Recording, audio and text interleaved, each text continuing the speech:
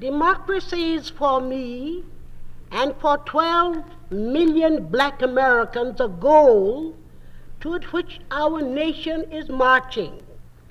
It is a dream and an ideal in whose ultimate realization we have a deep and abiding faith.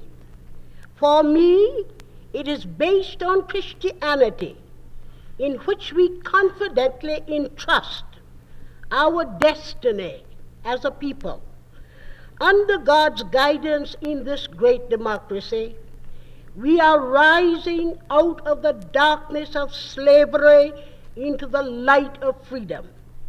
Here my race has been afforded opportunity to advance from a people 80% illiterate to a people 80% literate, from abject poverty to the ownership and operation of 1 million farms and 750,000 homes, from total disfranchisement to participation in government, from the status of chattels to recognized contributors to the American culture. As we have been extended a measure of democracy, we have brought to the nation rich gifts. We have helped to build America with our labor, strengthened it with our faith, and enriched it with our song. We have given you Paul Laurence Dunbar, Booker T. Washington, Marian Anderson, and George Washington Carver.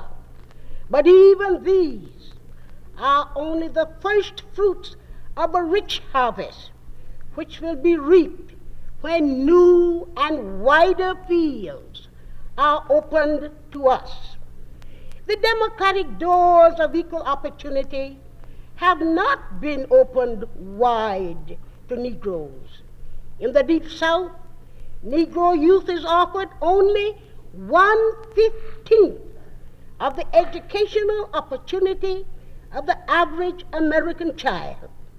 The great masses of Negro workers are depressed and unprotected in the lowest levels of agriculture and domestic service, while the black workers in industry are barred from certain unions and generally assigned to the more laborious and poorly paid work. Their housing and living conditions are sordid and unhealthful. They live too often in terror of the lynch mob, are deprived too often of the constitutional right of suffrage, and are humiliated too often by the denial of civil liberties. We do not believe that justice and common decency will allow these conditions to continue. Our faith envisions a fundamental change as mutual respect and understanding between our races come in the path of spiritual awakening.